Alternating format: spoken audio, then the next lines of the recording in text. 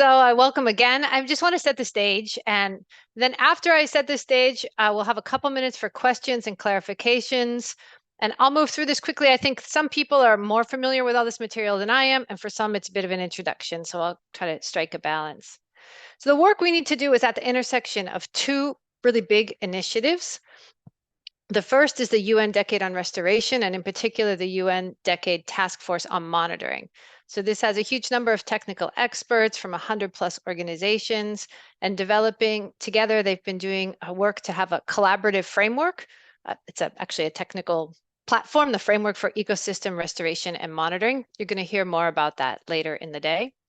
And under the UN Decade Task Force on Monitoring are 3 sub-task forces on terrestrial, aquatic, and traditional ecosystem, and socioeconomic indicators. So I want to point out that we are not a sub-task force. So we're an expert working group. So we should be taking a lot of ideas and sharing ideas with the sub-task force, but we're small, we're by invitation only, and we can then work maybe faster and more efficiently at developing a very specific methodology and providing insight into indicators. And I want to point out here, I keep starting to say freshwater parentheses inland waters. I started by saying freshwater, and that's the word that I tend to use by default. But when I say freshwater, I do mean inland waters. So I'm including in my mind those systems that have salt in them, but they're inland. And we are working on that, but we want to stay coordinated with the marine and coastal work. So we have some specialists also on marine and coastal systems in our group. The second big initiative is the Kunming Montreal Global Biodiversity Framework. And it has 4 big goals: protect and restore biodiversity, prosper with nature, that's sustainable use, have share benefits fairly, things like indigenous knowledge, people, local communities, and then invest and collaborate. So capacity building, science, finance. And under those 4 big goals are 23 targets, of which ours is target 2. So that is to ensure that by 2030, at least 30% of areas of degraded terrestrial, inland water, and coastal and marine ecosystems, that's 30% of each, are under effective restoration in order to enhance biodiversity and ecosystem functions and services, ecological integrity, and connectivity. And the headline indicator, for which FAO is the custodian, is area under restoration.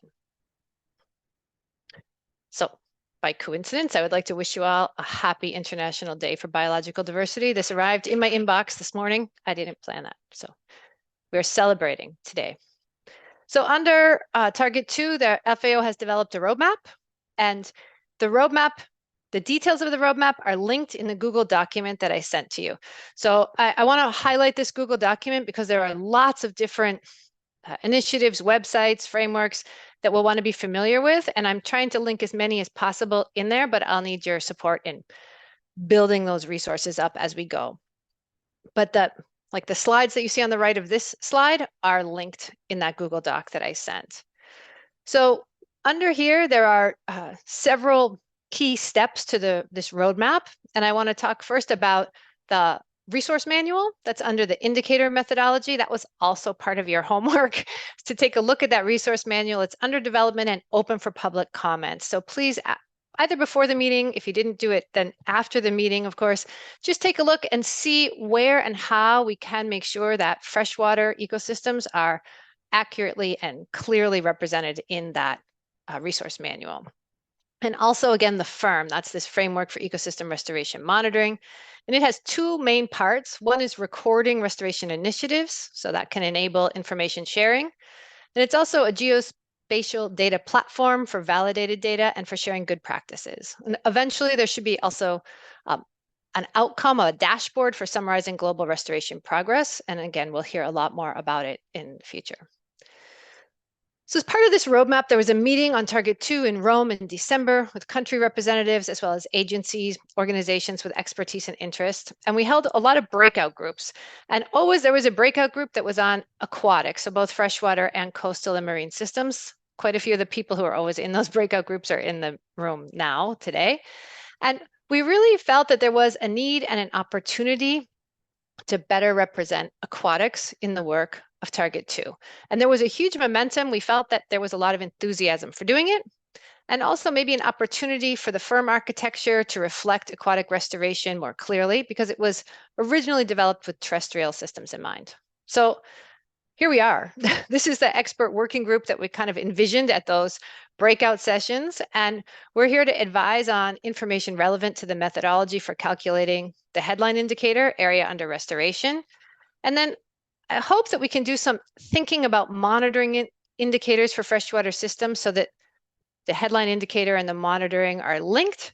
And overall, anything that we can do to elevate consideration of aquatic systems, and particularly freshwater, across the decade, the UN Decade on Restoration, and FAO's work on Target 2. And anything we do is really an opportunity to provide inputs that can reach COP16.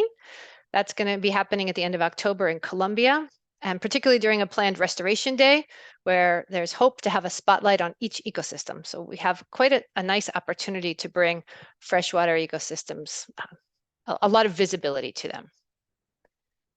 Help. My mouse is too fast for me. So just a quick pause, and I apologize that mangroves aren't represented here, but I just want to take a moment to ask why we're here, because I was really impressed and a little bit intimidated at the enthusiasm with which all of you replied to the invitation, and the people who, a couple of people had to decline for today in particular, but everyone was so excited to see this coming and this initiative begin. And I think, a lot of us are here for the same reason that I'm here. So rivers are, the sort of my first love. And I really believe that the future that we want rests, at least in large part, on our ability to protect and restore these water cycles that are embodied in rivers and freshwater systems. And, these global cooperations, these expressions of commitment, SDGs, the CBD, UNFCCC, the Freshwater Challenge, Ramsar, these are all really important, but I definitely believe that what gets measured gets done. And this gives us this huge opportunity that if we indicate a strong and coherent method for measuring the restoration of freshwater ecosystems, we will have more restoration of freshwater ecosystems. And I'm sure a lot of us feel the same way. There was a bit of, shall we say, frustration in the SDGs. Things like inland fisheries are really difficult to find in there. And this is another chance that we can really develop a fair and consistent and coherent method for reporting on area restored for inland waters, and we can incentivize their restoration. So I'm very excited about doing the work, and very happy that we're all here. So I want to just look a little bit at the processes we want to stay in line and parallel with as we go. So I mentioned the SDGs. This is target 15.1, which does actually mention inland freshwater ecosystems, but the indicators are about forest mostly, and you hear mostly talk about forest. Indicator 15.1.2 does have freshwater biodiversity included. I actually, at this moment, don't know what data are collected to support that indicator, but it's on my homework list. Maybe somebody here knows. And there's also, of course, as Stuart mentioned, SDG 6. Target 6.5 is all about integrated water resource management. And I'm mentioning these things in specific because we want whatever we come up with under Target 2 to not be totally disengaged from what all these other initiatives are using for information. We don't want to reuse the same little piece of information in every initiative, but we want these processes to be parallel.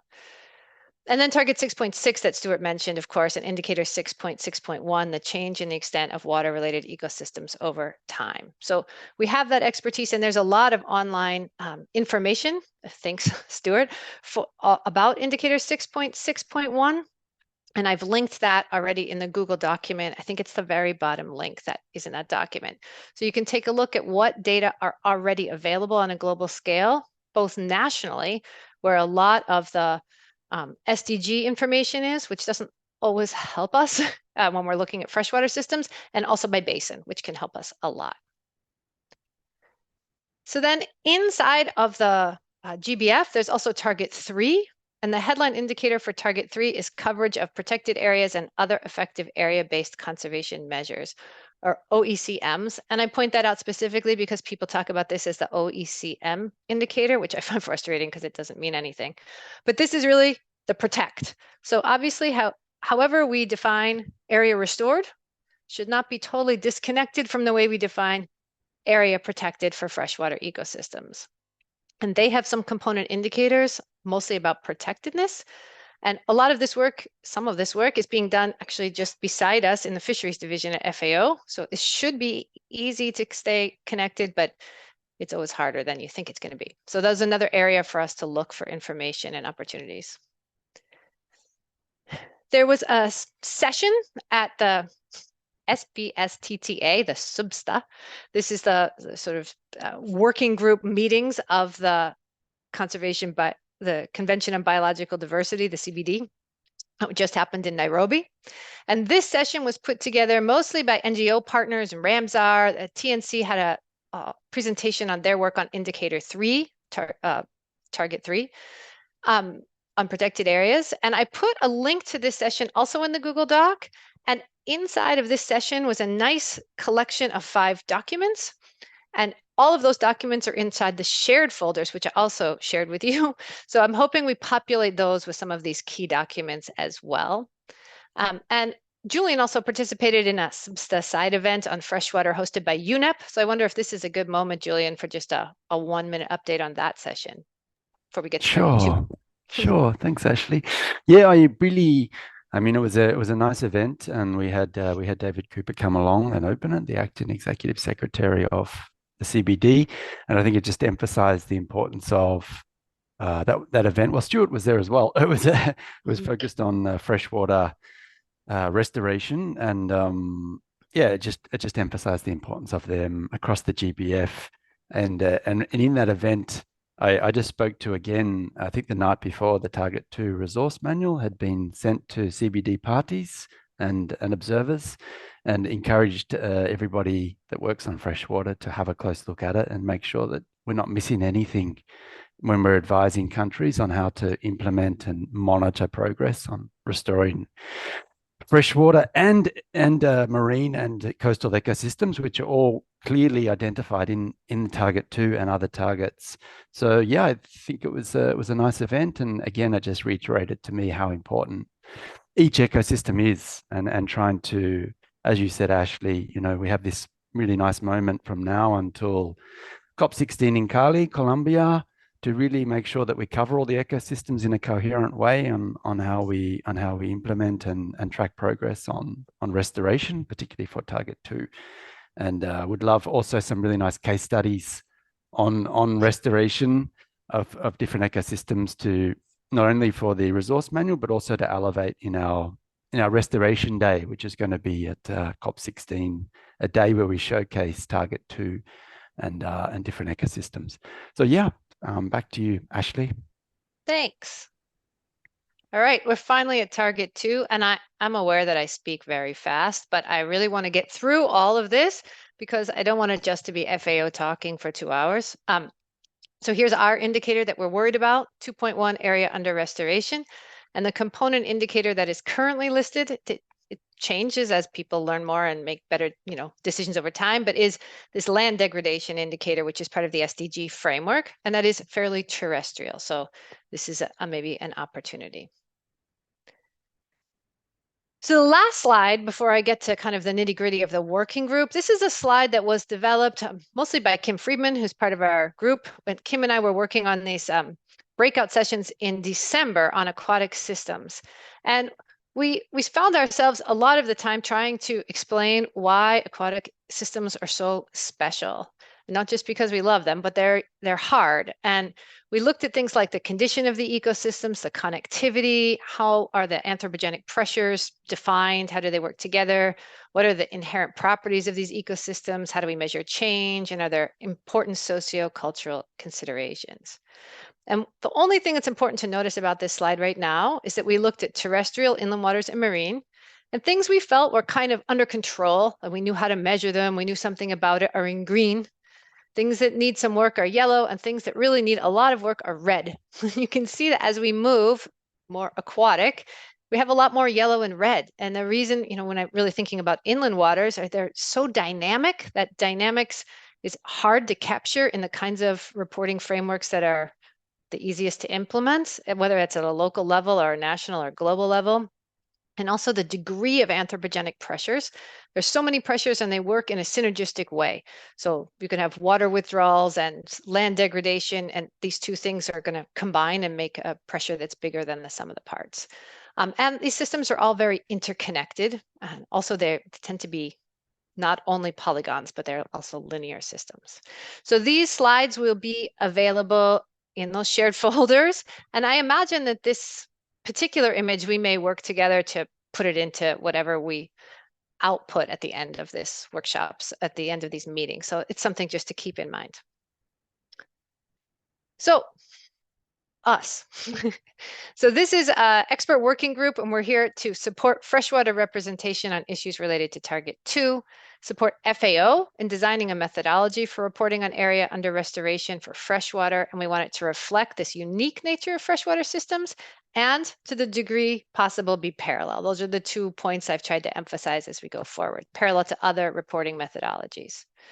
We are not the subtask force on transitional and aquatic ecosystems, but we can work together with them, and FAO staff will facilitate flow of information. We're primarily an external working group.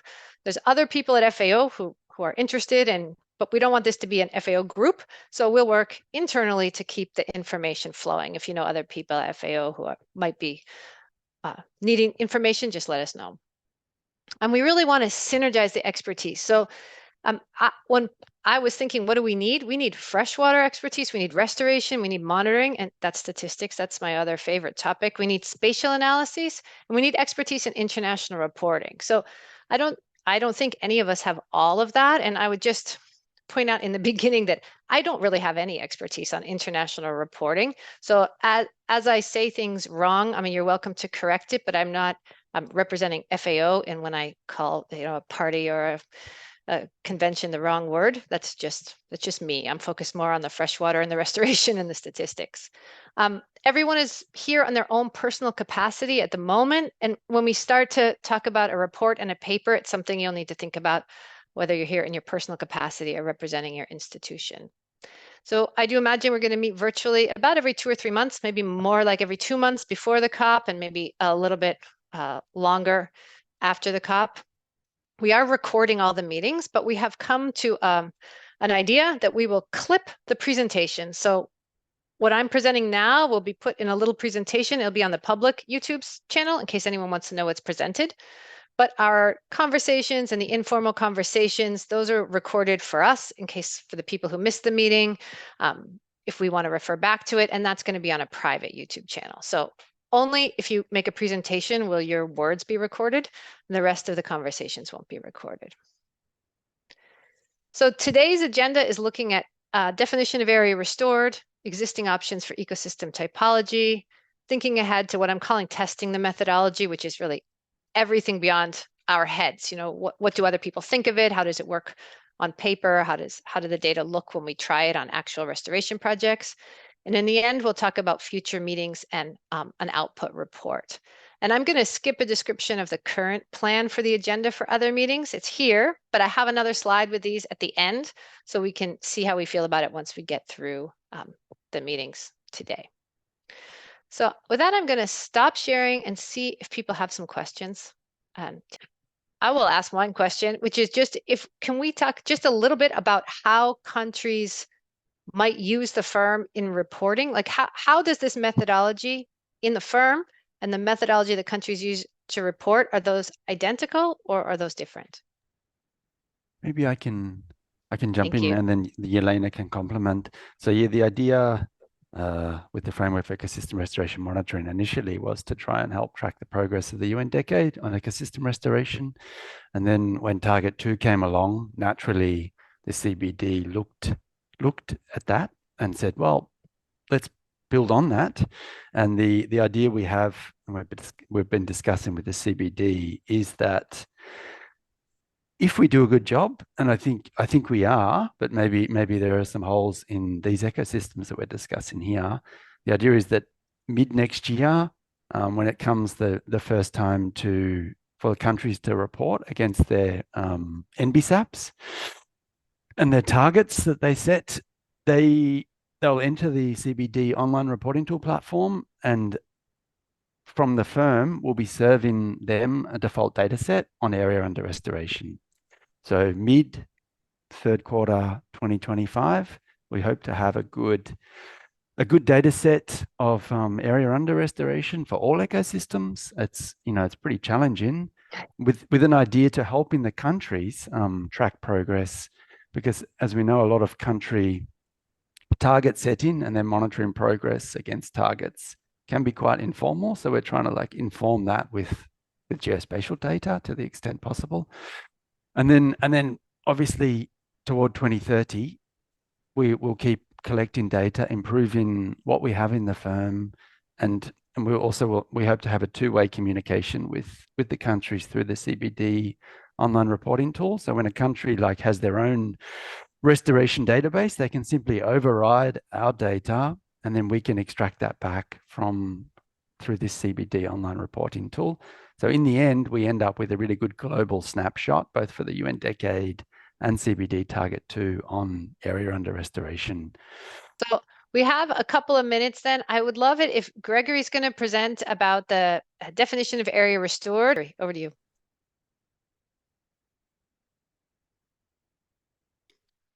So thanks, Ashel. So it is just a 5-minute presentation. And the objective is just to introduce our discussion about the definition of area restored, and in particular adapted to fresh water.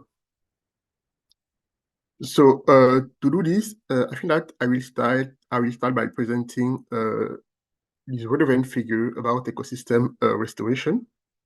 Just for sure that the restoration is a long process with several steps and include a real array of restorative management activities, such as, for example, impact reduction, remediation, rehabilitation, and at the end, ecological restoration. And some of these activities may also overlap, as in the case of rehabilitation and ecological restoration, for example. For the next, when we look at the restoration terminology, it is interesting to note that ecosystem restoration and ecological restoration are not the same. So they have for example, they have two different definitions. And it's important to note that ecological restoration is one specific topic of ecosystem restoration. And for example, the CBD Secretariat and Society for Ecological Restoration have provided, for example, a glossary to help distinguish different versions of restoration and explain how they intersect, for example. So, however, I would like to draw your attention to some keywords in the above definition. There are, for example, process, improve ecosystem services and recover biodiversity, a recover of an ecosystem that has been damaged, degraded, or destroyed, recover natural ecosystem, recover biodiversity and ecosystem integrity, or ecosystem services. So in my view, it is important to keep these keywords in mind to help us in our discussion of the definition about area restore, because they are, in my view, the keywords are some important to our future proposition of definition about area restoration, area restore. And as the aim of this presentation is to introduce our discussion of the definition about area restore, I have selected, I have searched the various existing definition of the word restored and about the term restored area. So here we have, for example, the definition of restored according to the Oxford English Dictionary. They say that restore is to set up or bring into existence again, to re-establish, bring back into use, reinstitute. And if we look the definition about restored area proposed by the Society of Ecological Restoration. They say that restored area is the area over which the flow of goods and services is restored, simply. But in addition to the two definitions, I have also put a definition of the rehabilitation, because in our previous slide we have known that certain restoration activity such as rehabilitation and ecological restoration may also overlap. So it's important because if we look, there's two definitions of rehabilitation, for example. We have also some important keyword in my view that are, for example, reinstate a level of ecosystem function, renewed and ongoing provision of ecosystem services, native reference ecosystem, short of fully restoring the biotic community, and also pre-degradation state. So in my view, these words are also important because they are focused on ecosystem services, biotic community, and in general about biodiversity linked to rehabilitation activity. So now I will end by presenting some suggestions for a definition of restored area based on what restoration is, restoration terminology, and also existing definition that I present previously. And this proposition take into account the different relevant keyword that I present in my previous slide, and to help us in our discussion about the definition of restored area, I have also put the definition of degraded ecosystem, because as we have not official definition of restored area, we have one of definition of degraded ecosystem proposed on the literature that could be useful to help us to define restored area according to freshwater ecosystem. So the three definition that I propose are, for example, one, area with partially or fully recovered native ecosystem.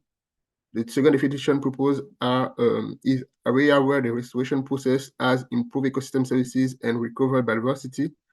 And the final and my favorite definition is area or ecosystem damage, degraded or destroyed, where the restoration process has improved ecosystem services and partially or fully recovered native biodiversity and ecosystem. So it is the different suggestion of definition that I propose, and we can discuss about this presentation as part of our working group discussion. Thank you.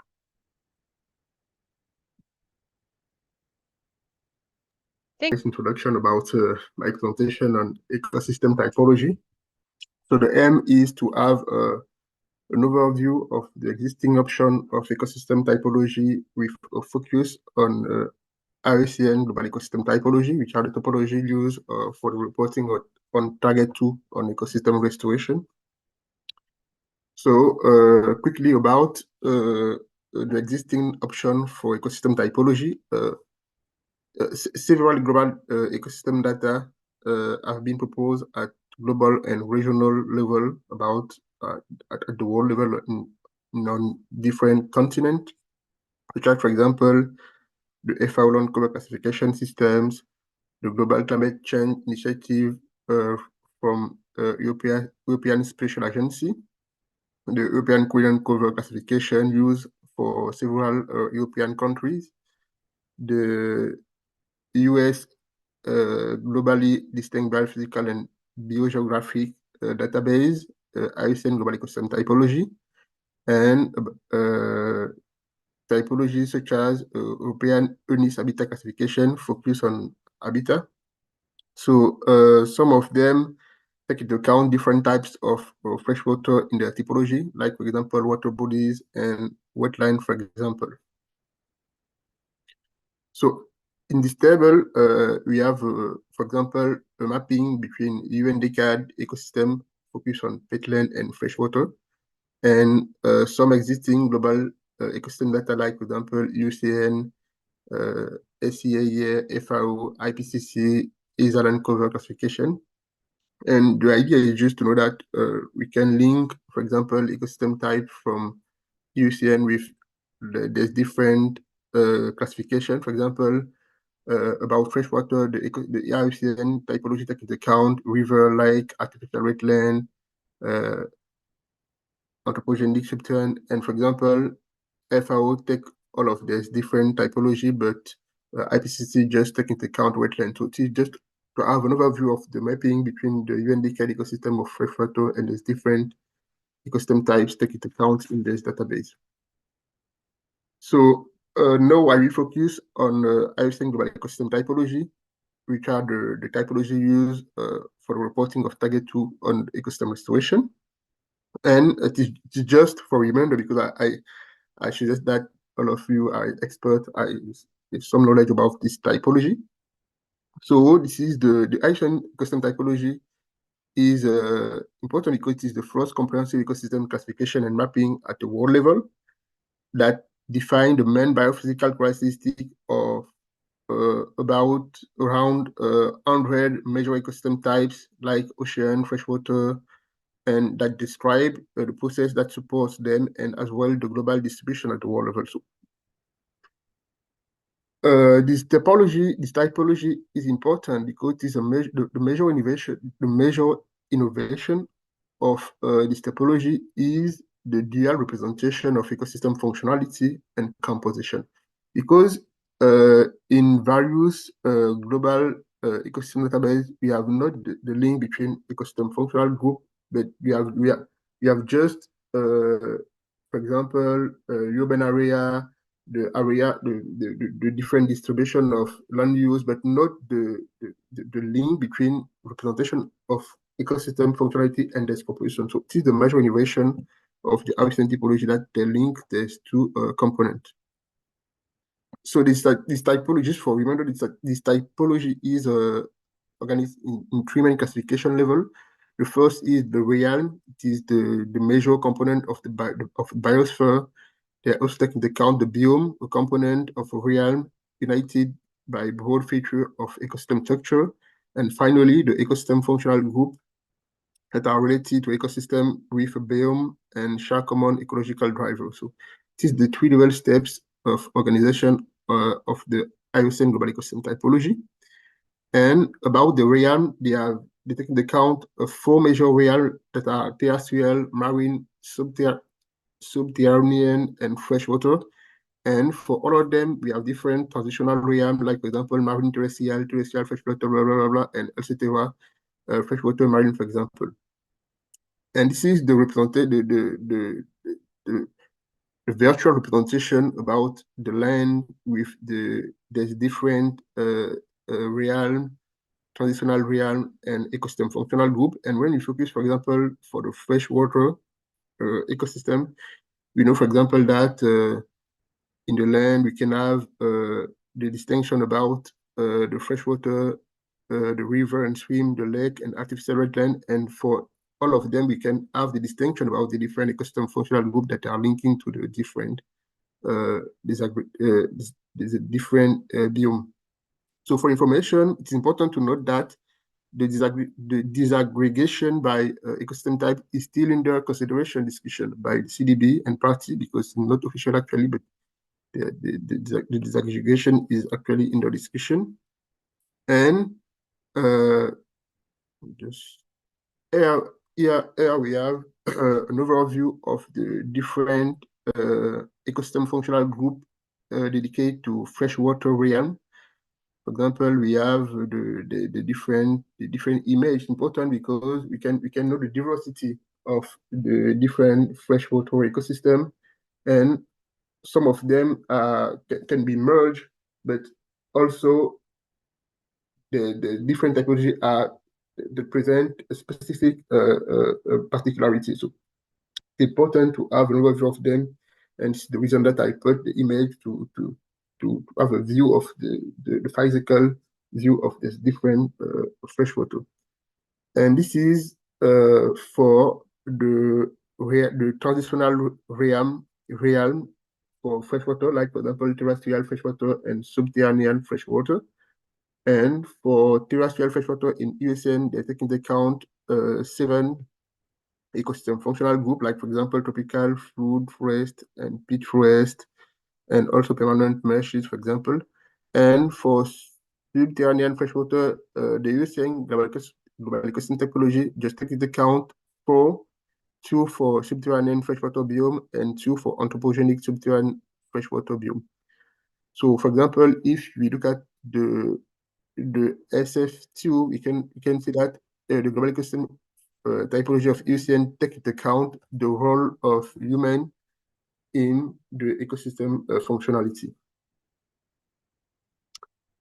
I will end for just to present a map of freshwater representation considering this typology of the UCN. This is the example for the Burkina Faso. And it's important to know that the USN global, we have not a precise map of USN global ecosystem topology around the country, but the probability of present, for example, for a particular ecosystem functional group is important to note, because in different working groups, several countries say that, oh, as we have a map, a precise map of the different ecosystem functional groups located in our territory, but in fact, no. Using global ecosystem topology just provide a map to know the occurrence present of the different ecosystem functional group around the territory. So this is just to have an overview of this typology, and because this typology is used on the firm for the reporting of target 2. So thanks. Much, Gregory, and thank you, Michelle, for the link. I'll put that into the Google document as well. So I'm just going to provide a brief overview of what the framework for ecosystem restoration monitoring looks like, and the aim of this is also to have our opinion on how best we can improve ecosystem for freshwater reporting. So a lot of things have been said earlier, and I'd like to say FEM is the official monitoring platform for tracking global progress and disseminating good practices for the UN Decade on Ecosystem Restoration, and also reporting areas under restoration towards the Common Monetary Global Biodiversity Work Targets 2. And also, the firm is actually influenced by the ability to actually bring multiple platforms to actually communicate in a way that they can actually report area under restoration, and also to facilitate efficient reporting, monitoring, and transparency through the search engine. So I'd like to talk about the FEM functionalities. So on the FEM platform, we have the FEM registry, which I will talk about and base my emphasis more. And we also have the geospatial tools to visualize restoration data. Currently, we have a flagship data there. And then we have the search engine. This is where you can actually visualize initiative that has been documented in the FEM registry, as well as the good practices. So you can see those that has been published. And we have a dashboard, which is currently under development. And this is where you can actually see different platforms that are taking restoration data, and also to see the progress towards reporting area under restoration, as well as other target 2 parameters. So what does the FEM registry looks like? So we currently have 3 different processes. The first phase is the sign-up process. So here you get to register using your email, and then you get to sign up an institution. You get to register an institution. For example, we have like FAO Jeff, like a Jeff project, and the implementing institution is FAO. So this is to bring multiple people to actually work together in an institution and facilitate collaboration among people that has data in the institution. So the second process is a documentation stage. So this is where you get to register your initiatives and also document your good practices. And the third phase is whereby it is published, and now it's available for people to see on the FEM Geospatial dashboard and also in the search engine. So on the FEM platform, it's divided into 3 sections, and this section has like 7 tabs. So the first one is the planning and assessment, where we have the general area and ecosystem and characteristics. We also have the implementation phase, where we have the activities reported, and then we have the monitoring and reporting phase. This is where we have the indicators, monitoring, and results. So for the general, this is where users get to enter like the title of the project, the description, in terms of contribution to SDG, organization implementing this project. We also have the area and ecosystem, which I will talk about in the next slides. And then we have the characteristics, which actually give quantitative data based on the geospatial file uploaded into the FEM platform. So here you can calculate some statistic based on like above ground biomass. So we also have activities, which I'll also show in next slide, the indicator, monitoring, and results. So now moving to area and ecosystem.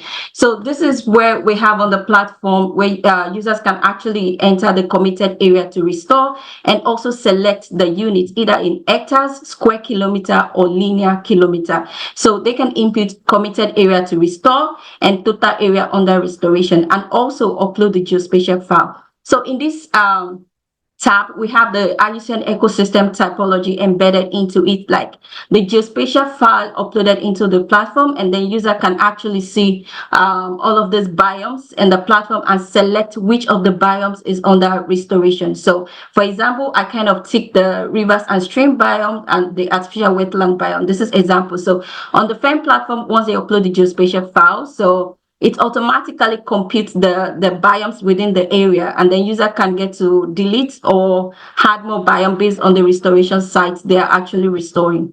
We also have activities from glossary of activities from tiers, and which is divided into biophysical and enabling based on the IPBES classification.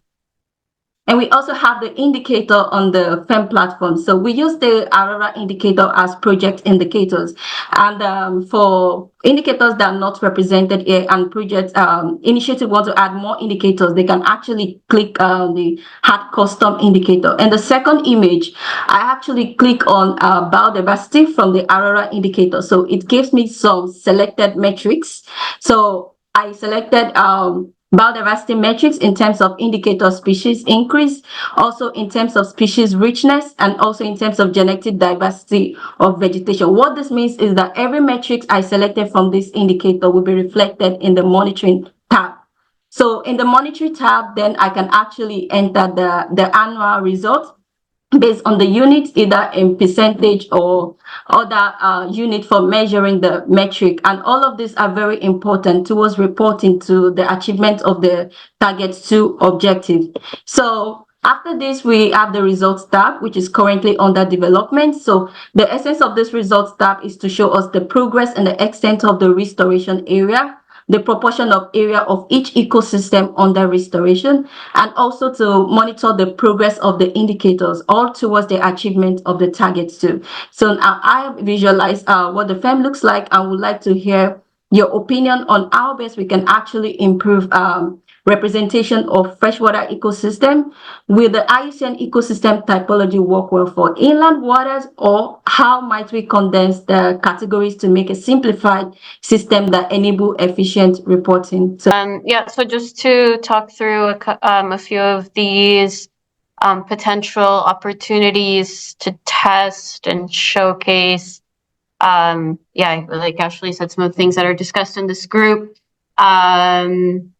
We have, well, first on this list, we have the UN Decade Worldwide Restoration Flagships. We have, at the moment, 17 flagships. Those are large-scale restoration initiatives that are kind of endorsed by the UN Decade. We have 3 that are directly supported by FAO. And so we could potentially, we have the contact people for those flagships. Some of them are focused on aquatic ecosystem restoration. So that those could be a potential option for getting in touch with them and seeing if there's any appetite or interest in furthering these discussions and testing what's discussed. And then I'll just jump to the third point. We have some pilot countries that we're working with to get feedback on the firm to see how this country level reporting will work. So I would like to also kind of simultaneously answer, or at least partially answer, the question that was asked about how country level reporting would work through the firm, who will enter data. So that's something that we're working through with these 4 countries, actually 5. We have Brazil as well, that we're working with, and we'll have a workshop with these countries, looking at the data flows for reporting on Target 2. Of course, this includes aquatic ecosystems, and I think that could be a great opportunity to have inputs from this group on the aquatic ecosystem side, specifically for these countries. Then we've been working with the Jeff projects within FAO we're looking internally to see how we can register or monitor and report on restoration initiatives within FAO. What are the gaps there, and what is the level of effort required to get that information? And so we have we've had a big push to work with the Jeff unit and get, especially with the firm we're working on, getting geospatial areas where restoration is happening, which is a bit tricky, especially for those of you that work with geospatial data and data sharing. It's not the easiest. And then once we have data in the firm, then there's also the ability to share restoration good practices, which are then filtered through the task force on best practices, and they review these good practices and then endorse them. They go into the firm search engine, and then anyone can search restoration practices by ecosystem, by region. And so we're trying to also encourage data to go there. We are working on the principle of interoperability. So it's also not about only getting data into the firm, or the firm being like the solution, the only solution, but to see how existing frameworks can align with Target 2 reporting, which the firm aligns with. And so how we can use other data sources, such as the SDGs, like SDG 6, and how that can feed into reporting on Target 2. So and the last one is projects that you propose. And projects you propose, that was our discussion about. There were 3 people, and I'm sorry that Andreas had to leave, but Leonard and Andreas and Carlos all shared their projects in this webinar. So those would be projects where people in this group know something on the ground, and they're quite large. So that might be places where we could see how well any kind of standardized method compares to whatever's being done. That's what I meant by projects you propose.